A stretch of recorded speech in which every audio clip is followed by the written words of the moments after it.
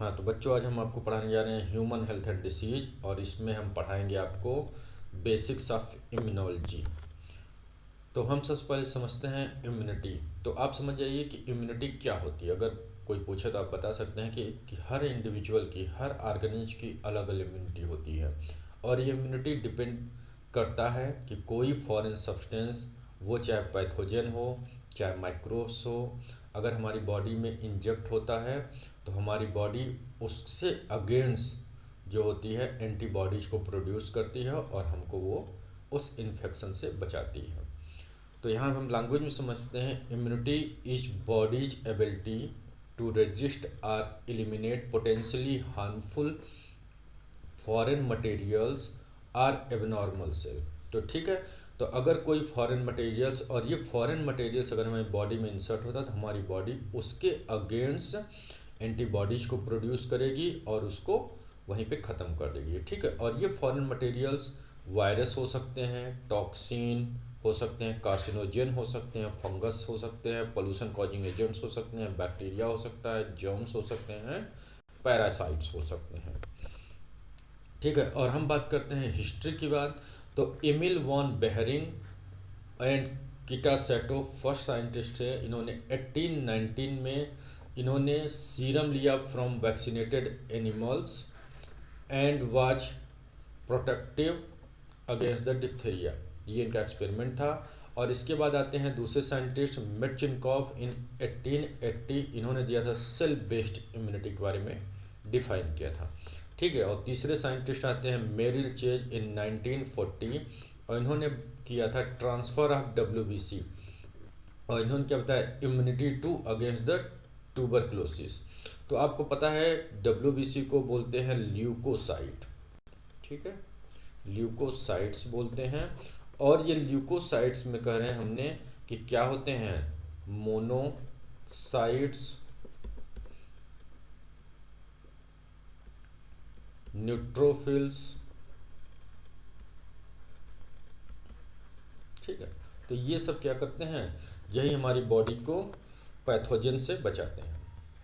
ठीक है, अब हम बात करते हैं इम्यून सिस्टम। तो एक्चुअल में immune system is not an organ system.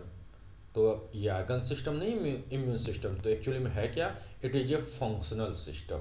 ठीक है, तो ये फंक्शनल सिस्टम क्या होते हैं, कॉम्प्लेक्स सिस्टम है जो इंक्लूड्स हैं, इन includes first one is the skin. तो यहाँ आप देखिए स्किन, और जो स्किन है ये स्किन, और ये यहाँ पे लिखा हुआ है it is a physical barrier. इसका मतलब है कि जब कोई भी पैथोजन हमारी बॉडी में इंसर्ट होना चाहेगा तो स्किन क्या करेगा, उस पैथोजन को एंट्री को हमारी बॉडी में रोक देता है। इसलिए इसी स्किन को हम बोलते हैं it is A first line of defence. तो ये फर्स्ट लाइन ऑफ डिफेंस। ठीक है, तो स्किन पैथोजेंस की एंट्री को हमारी बॉडी में रोकता है। सेकेंड वन, अगर मान लीजिए पैथोजन स्किन को किसी वजह से डैमेज करके अंदर आ जाता है, तब हमारी बॉडी में होता है लाइनिंग ऑफ म्यूकस मेम्ब्रेन। इसका मतलब है कि हमारी इस म्यूकस मेम्ब्रेन से म्यूकस सिक्रीट होता है और वो पैथोजन इस म्यूकस में जाके ट्रैप हो जाएगा। ठीक है, और ये कैसा एग्जाम्पल है, एग्जाम्पल ऑफ फिजिकल बैरियर। ठीक है, अब कह रहे हैं हमारी बॉडी में कह रहे हैं कि कुछ सिक्रेशंस होता है लाइक टीयर्स, म्यूकस। तो इसके अंदर एक एंजाइम होता है जिसका नाम है लाइसोजाइम। ठीक है, और ये एंजाइम जो होता है ये बैक्टीरिया के सेल वॉल को ब्रेक करता है। ठीक है, तो आपको पता होगा कि बैक्टीरिया का जो सेल वॉल है, ये अगर बैक्टीरिया है तो ये जो सेल वॉल होता है बैक्टीरिया का made up of peptidoglycan, peptidoglycan. ठीक है, और ये जो पेप्टिडोग्लाइकन होता है इसके ये N acetyl glucosamine and N acetyl muramic के बीच में बॉन्ड होती है। तो लाइसोजाइम हमारा जो होता है ये आके इस बॉन्ड्स को ब्रेक कर देता है और बैक्टीरिया के सेल वॉल को डैमेज करता है, जिससे बैक्टीरिया की डेथ हो जाती है। क्लियर। अब इसके बाद हम बात करते हैं कि ब्लड सेल्स एंड वस्कुलेचर, और यहाँ पे जिक्र हो रहा है WBC का, और हमने आपको प्रीवियस स्लाइड में बताया कि WBC में क्या होते हैं, मोनोसाइट्स होते हैं, न्यूट्रोफिल्स होते हैं, ठीक है, बैसोफिल्स होते हैं, मैक्रोफेजेस होते हैं। ये सब क्या करते हैं, ये अगर जो पैथोजन अंदर आ गया उसको फैगोसाइटोस कर देंगे। ठीक है, बोन मैरो होता है और ये भी क्या करता है, इम्यूनिटी में हेल्प करता है। और लीवर की हम बात करते हैं, लीवर मेक्स कम्प्लीमेंट प्रोटीन। तो यहाँ पे एक बात आता है कम्प्लीमेंट्स प्रोटीन, एक्चुअल में कम्प्लीमेंट्स प्रोटीन जो होता है इनएक्टिव प्रोटीन्स होते हैं। Inactive proteins present in our blood, inactive proteins, और प्रेजेंट होता है ब्लड में। ठीक है, प्रेजेंट इन ब्लड, क्लियर। ठीक है, और ये इनएक्टिव प्रोटीन्स है। और जो ये कम्प्लीमेंट प्रोटीन होते हैं ये होते हैं group of 30 types of, group of 30 proteins. ठीक है, 30 टाइप्स के प्रोटीन्स के ये कम्प्लीमेंट जो प्रोटीन होते हैं ग्रुप होते हैं जो हमको पैथोजन से बचाते हैं। ठीक है, इसके बाद आता है lymphatic system and lymphoid organs. ठीक है, तो लिम्फेटिक सिस्टम और लिम्फॉइड आर्गन जो है, जिससे lymphoid organ, primary lymphoid organ, secondary lymphoid organ. Primary lymphoid organ में आपका हो जाता है बोन मैरो एंड थाइमस होता है। ठीक है, और स्प्लीन होता है secondary lymphoid organ and lymph nodes होता है सेकेंडरी लिम्फॉइड आर्गन में। ठीक है, most tissue have resident immune cell. Immunity, तो हम बात करते हैं इम्यूनिटी जो है एक लैटिन वर्ड है और ये इसका मतलब है इम्यूनीज, और इसका मतलब होता है लैटिन में एग्जेम्प्ट। ठीक है, तो एक्चुअल में इम्यूनिटी है क्या, तो इसमें है immunity is a state of protection from the infectious disease. इसका मतलब समझ में आ गया कि हमारा क्या है, इम्यूनिटी एक्चुअली में क्या है, एक क्या है प्रोटेक्शन का, ये इन्फेक्शन से प्रोटेक्ट करता है। वही मान लीजिए हमारी बॉडी के अंदर जो इम्यूनिटी है उसी की वजह से हम किसी भी पैथोजन के इन्फेक्शन से बचते हैं। ठीक है, immunity is the body's ability to resist or eliminate potentially harmful foreign materials or abnormal cell, जो हमने आपको प्रीवियसली बताया।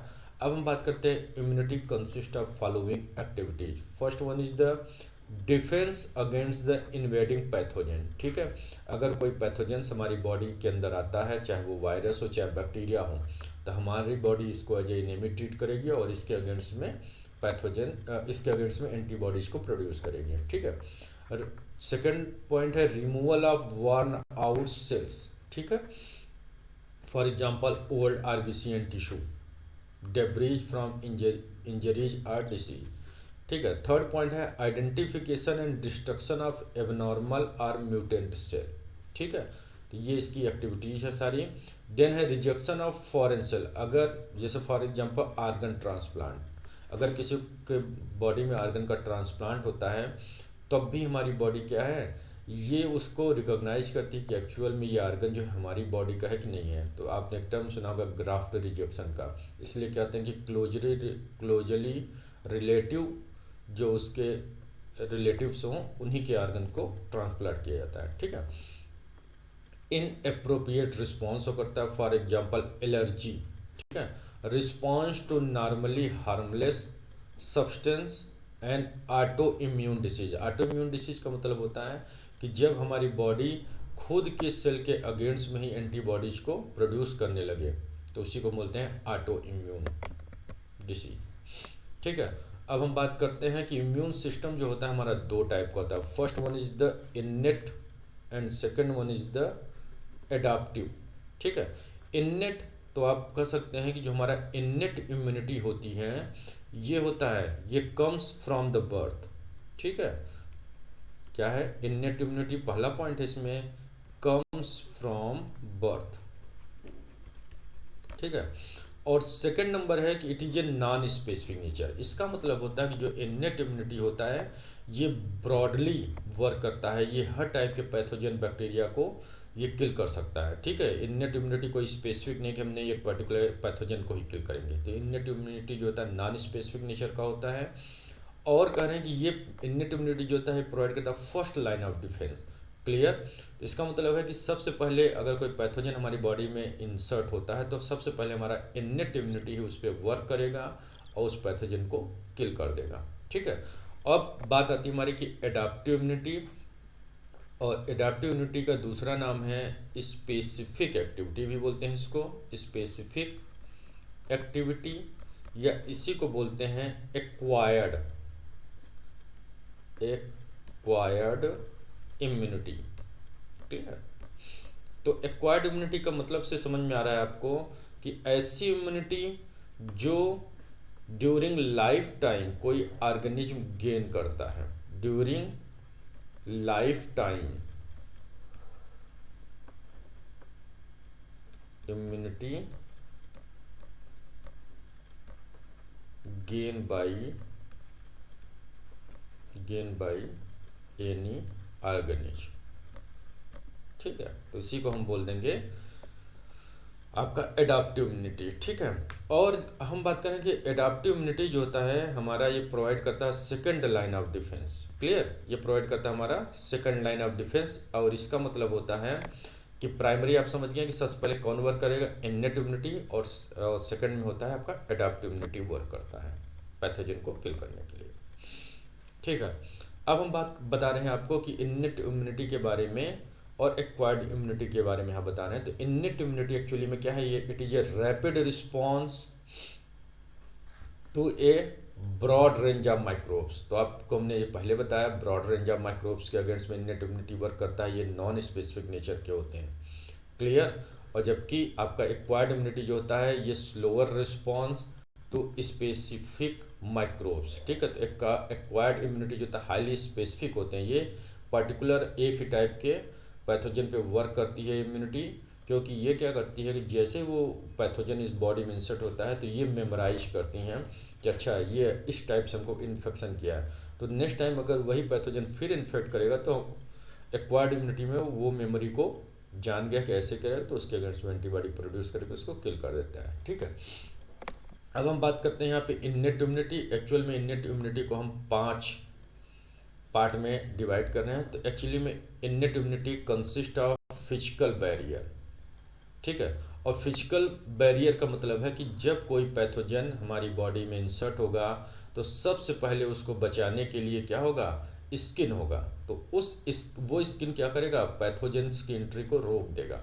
ठीक है, अगर किसी वजह से हमने कहा कि वो स्किन अगर हमारा नहीं प्रोटेक्ट कर पाया, अगर डैमेज है, अगर पैथोजन इन्वेड कर गया, अंदर आ गया, तब हमारे पास क्या होता है कि म्यूकस मेम्ब्रेन होता है, और इस म्यूकस मेम्ब्रेन से म्यूकस सिक्रीट होता है, और इस म्यूकस में ही क्या होते हैं हमारे जो पैथोजेंस होंगे वो आके यहाँ पे ट्रैप हो जाएंगे, फंस जाएंगे, और म्यूकस में ही क्या होते हैं लाइसोजाइम एंजाइम होता है और उस माइक्रोब्स को किल कर देगा। ठीक है, थर्ड हम कहते हैं सिबेसियस ग्लैंड्स होती हैं, और इस सिबेसियस ग्लैंड्स जो होती हैं सीबम रिलीज करती हैं, सीबम। ठीक है, और ये जो सीबम होती है इसमें क्या होता है, लाइसोजाइम होता है। ठीक है, लाइसोजाइम होता है। और दूसरा करें कि सीबम जो होता है ये मेंटेन करता है पीएच 3 to 5। ठीक है, 3 से 5 पीएच को मेंटेन करता है। ठीक है, तो इस पीएच पे कह रहे हैं कि मोस्टली पैथोजेंस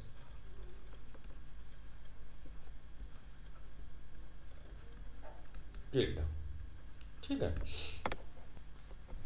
ठीक है, अब हम बात कर रहे हैं कि फिजियोलॉजिकल बैरियर, और हम बात करें फिजियोलॉजिकल बैरियर में हम बात कर रहे हैं कि बॉडी के टेम्परेचर एंड पीएच का। तो आप ये जानते हैं कि माइक्रोब्स एक पर्टिकुलर टेम्परेचर पे ही जीवित रहते हैं। ठीक है, और एक पर्टिकुलर पीएच पे ही सर्वाइव करते हैं। जैसे ह्यूमन बॉडी टेम्परेचर होता है 37 डिग्री सेल्सियस।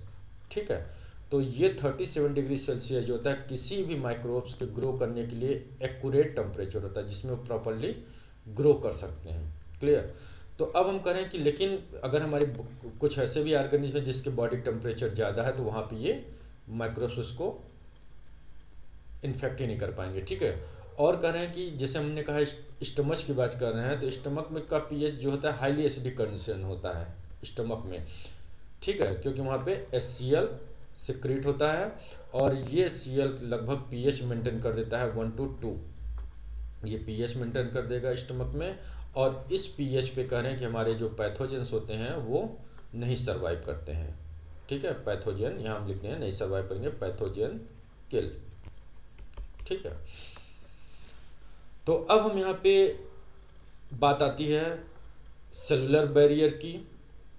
ठीक है, अब आता है आपका सेलुलर बैरियर। अब मान लिया कि हमके इसके बाद भी अगर हमारे पैथोजन हमारी बॉडी में इंसर्ट हो गए हैं तो हमारी बॉडी के अंदर न्यूट्रोफिल्स, बैसोफिल्स, मैक्रोफेजेस हैं और ये इस पैथोजन को, इस बैक्टीरिया को या इस वायरस को इनगल्फ कर लेंगे और उसको ख़त्म कर देंगे। ठीक है। फिर आता है आपका साइटोकाइन बैरियर्स हमारी बॉडी में होते हैं। अब कोई वायरस अगर हमारी सेल्स को इन्फेक्ट कर देता है तो वही इन्फेक्टेड सेल्स जो होती है इंटरफेरांस को रिलीज करती है। ठीक है, हम यहाँ लिख दे रहे हैं ये क्या करेगा, इंटरफेरांस तो को रिलीज करेगा। ये एक टाइप का साइटोकाइंस है और ये इंटरफेरांस क्या करेगा, जो उसके आसपास के जो रिमेनिंग सेल्स हैं उसको प्रोटेक्ट करेगा। ये इंटरफेरेंस का काम है। ठीक है। और लास्ट वन है क्या कि इन्फ्लेमेटरी बैरियर्स। ठीक है, तो इन्फ्लेमेटरी बैरियर्स का मतलब हुआ कि अगर पैथोजन हमारा क्या है कि स्किन को डैमेज करके अगर बॉडी के अंदर चला जाता है तो वहाँ पे एक मास्ट सेल्स होती है और ये मास्ट सेल को डैमेज कर देती है। तो जब मास्ट सेल डैमेज हो जाएगा तो वहाँ से हिस्टामिन रिलीज होता है, हिस्टामिन एंड प्रोस्टाग्लैंडिन। ठीक है, यहाँ मैं लिख दे रहा हूँ प्रोस्टाग्लैंडिन्स। ठीक है, और ये सिक्रीट होता है और ये क्या करता है, इन्फ्लेमेटरी रिस्पॉन्स शो करेगा और पैथोजन को किल कर देगा। क्लियर इतनी बात? ठीक है, तो अब हम बात करें कि इन्नेट इम्यूनिटी में ये जो हमने सारा बताया आपको 5 पॉइंट, इसी को हमने बता दिया कि इसको जो है दो पार्ट में बांटा गया कि ये एक एक्सटर्नल डिफेंस सिस्टम है और एक इंटरनल डिफेंस सिस्टम। तो हमने आपको बता दिया skin, mucous membrane and sebaceous gland. अब हमने आपको बताया फाइगोसिटिक सेल, ठीक है, मैक्रोफेजेस, न्यूट्रोफिल्स। ठीक है, अब यहाँ पे हमने बताया एंटी माइक्रोबियल प्रोटीन्स जैसे लाइसोजाइम बताया। अब आपका इन्फ्लेमेटरी रिस्पॉन्स ही बता दिया। नेचुरल किलर सेल्स होती हैं जो इस पैथोजन को रिकॉग्नाइज करेंगे, उसको डेट करेगा। और कम्प्लीमेंट मतलब होता है कि हमारा जो कम्प्लीमेंट प्रोटीन्स हमारे ब्लड में होती है, ये 30 टाइप्स के प्रोटीन्स के टाइप्स होते हैं और ये इनएक्टिव फॉर्म में हमारे ब्लड में होते हैं। जब हमारे पैथोजन अंदर आते हैं तो ये कम्प्लीमेंट प्रोटीन एक्टिवेट हो जाता है और उस पैथोजन को मार देता है। ठीक है, अब आप बात है हमारी आपकी एक्वायर्ड इम्यूनिटी के बारे में समझते हैं। तो acquired immunity so humoral response, that means it produces the antibodies. And दूसरा है आपका cell mediated response, that is the cytotoxic lymphocytes. ठीक है, तो अब यहाँ हम बात करते हैं कि anatomical barrier, that is the mechanical factor. तो यहाँ पे हमने आपको पहले बता दिया कि जो स्किन हमारा ये क्या शो करता है, it's show the first line of defence. ये है आपका फर्स्ट लाइन ऑफ डिफेंस। इसका मतलब हुआ कि जब कोई पैथोजन हमारी बॉडी के अंदर इंसर्ट होगा तो सबसे पहले स्किन उस पैथोजन की एंट्री को रोक देता है सबसे पहले, तो इसलिए इसको बोलते हैं फर्स्ट लाइन ऑफ डिफेंस। तो हमारी स्किन जो होती है 3 लेयर से बनी है, एपिडर्मिस, डर्मिस एंड हाइपोडर्मिस से। क्लियर? दूसरा हम बता रहे हैं यहाँ पे आपको कि flushing action of saliva, tears and urine. तो सलाइवा और टीयर्स में क्या होता है, एक लाइसोजाइम एंजाइम होता है, लाइसोजाइम एंजाइम होता है और ये होता है एंटीबैक्टीरियल नेचर का। ठीक है, एंटीबैक्टीरियल मीन्स कि ये एंजाइम बैक्टीरिया को किल करेगा, एंटीबैक्टीरियल नेचर होता है। ठीक है, ठीक है। अब हम बात करें कि एनाटॉमिकल बैरियर और केमिकल फैक्टर्स में, तो हम बात करें यहाँ पे कि anti microbial peptides in sweat. For example हमने अभी आपको बताया लाइसोजाइम होता है स्वेट में और ये क्या करेगा, एंटी माइक्रोबियल होता है जिससे जो माइक्रोब्स अगर बॉडी में तो उसको ये किल कर देगा। ठीक है, और हमारी बॉडी में क्या होता है, HCl सिंथेसाइज होता है स्टमक में, और हम कह रहे हैं कि स्टमक में हमारे क्या सिंथेसाइज होते हैं, गैस्ट्रिक एसिड या गैस्ट्रिक जूस बोलते हैं।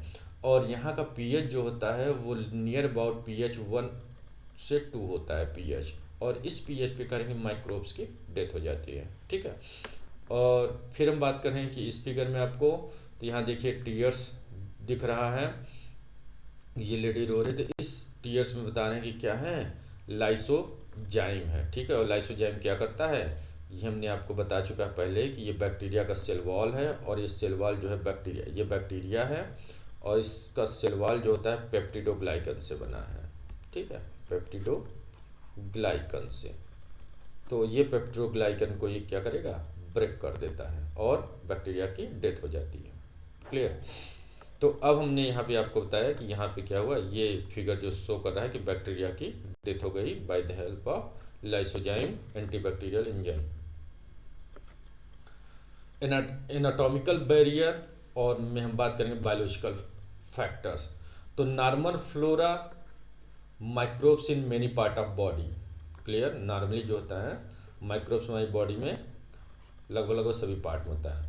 तो normal flora near about 1000 species of bacteria present in our body competes with pathogen of nutrients and space. ठीक है।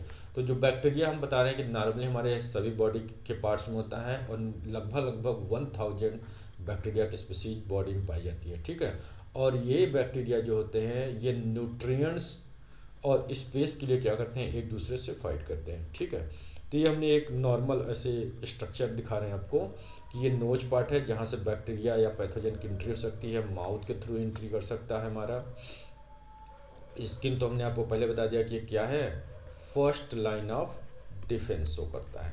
ठीक है। सबसे पहले स्किन हमारी बचाती है। ठीक है।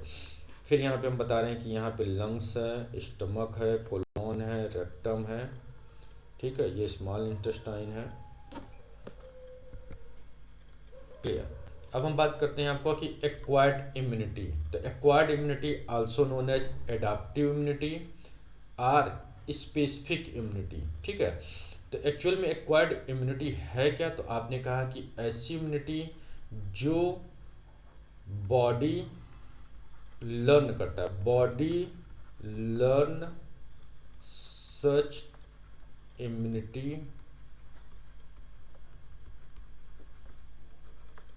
During their whole life. ठीक है। तो ऐसी इम्यूनिटी होल लाइफ, तो उसी को हम बोल देंगे एक्वायर्ड इम्यूनिटी। ठीक है। और इसको स्पेसिफिक इम्यूनिटी क्यों बोलते हैं, क्योंकि ये क्या है कि एक पर्टिकुलर टाइप के स्पीसीज पे या पर्टिकुलर एक टाइप के पैथोजन पे वर्क करता है। ये ब्रॉड स्पेक्ट्रम नहीं है कि एक्वायर्ड इम्यूनिटी किसी भी टाइप का अगर आपके बॉडी में पैथोजन आ रहा है तो उसके अगेंस्ट वर्क करेगा, नहीं। ये एक पर्टिकुलर टाइप के पैथोजेंस को ही रिकॉग्नाइज करके उसको किल करेगा। उसका रीजन है क्योंकि ये क्या करेगा, ये मेमोराइज करता है कि ये पैथोजन हमको ऑलरेडी इन्फेक्ट किया है, तो हम इसको उसके अगेंस्ट में वो मेमोराइज करके एंटीबॉडीज प्रोड्यूस किया रहेगा और जैसे वो पैथोजन बॉडी में आएगा उसको डेथ कर देगा। ठीक है। तो यहाँ हम समझते हैं कि acquired immunity capable of recognising and selectively eliminating specific micro organism and molecules. ठीक है।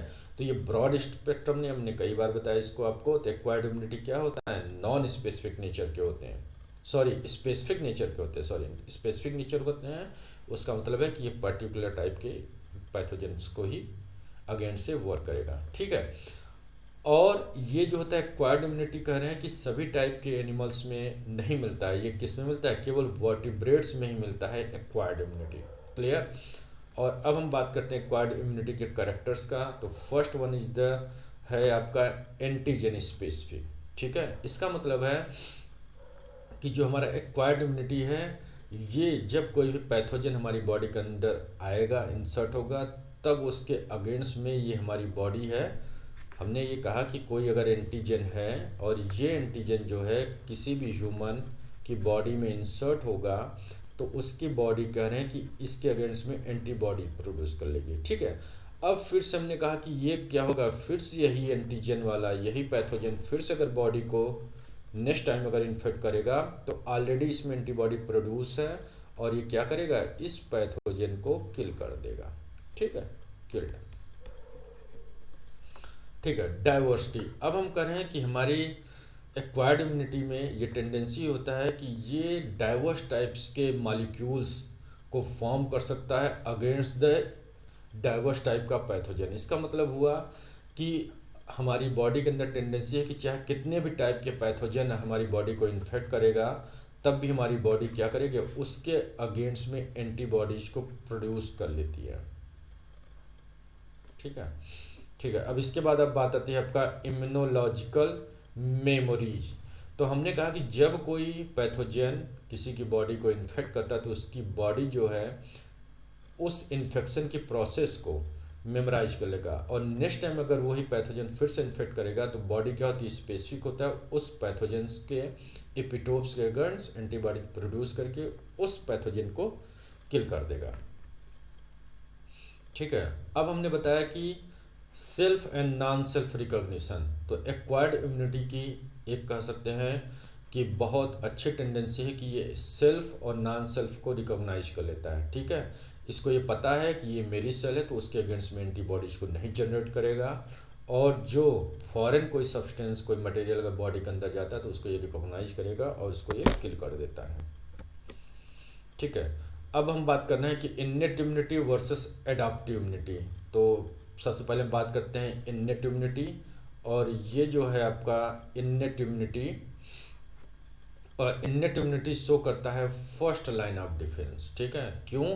क्योंकि जब कोई पैथोजन आपको इन्फेक्ट करता है तो सबसे पहले इन्नेट इम्यूनिटी वर्क करती है, तो इसलिए इसको बोलते हैं कि ये क्या शो करता है, फर्स्ट लाइन ऑफ डिफेंस। जबकि एडाप्टिव इम्यूनिटी जो होती है, जो आपकी बॉडी ने लाइफ पूरे आप होल लाइफ में जो इम्यूनिटी सीखी है वो शो करता है सेकेंड लाइन ऑफ डिफेंस। ठीक है, जब कोई पैथोजन जाएगा तो अगर एक पर्टिकुलर टाइप का ही पैथोजन अगर इसको प्रीवियसली इन्फेक्ट किया है तभी उसके अगेंस्ट में ये एडाप्टिव इम्यूनिटी वर्क करेगी। ठीक है। नो टाइम लैग, मतलब ये टाइम टेकिंग नहीं है, और ये क्या है, ये टाइम टेकिंग प्रोसेस है। ठीक है। Not antigen specific. ठीक है, तो इसका मतलब है कि इन्नेट इम्यूनिटी किसी भी टाइप के पैथोजेंस के अगेंस्ट में वर्क करता है और उस पैथोजन को किल कर देता है, जबकि एडाप्टिव इम्यूनिटी जो होता है वो एंटीजन स्पेसिफिक होता है। ठीक है, कि अगर कोई एंटीजन ऑलरेडी उसकी बॉडी में इंसर्ट हुआ है तभी उसकी बॉडी एंटीबॉडी प्रोड्यूस किया, अगर ब्लैटर फिर वही एंटीजन उसकी बॉडी को इन्फेक्ट करना चाहेगा तो कह रहे हैं कि ऑलरेडी एंटीबॉडीज प्रोड्यूस रहेगा उसकी बॉडी में और उस एंटीजन्स को किल कर देगा। ठीक है। अब कह रहे हैं कि इन्नेट इम्यूनिटी कोई मेमोरी जनरेट नहीं करती है। ठीक है, नो मेमोरी, इसका मतलब है कि इन्नेट इम्यूनिटी कोई मेमोरी नहीं है, क्योंकि ब्रॉड स्पेक्ट्रम में सभी टाइप के पैथोजेंस के अगेंस्ट में वर्क करता है, जबकि adaptive immunity development of memory.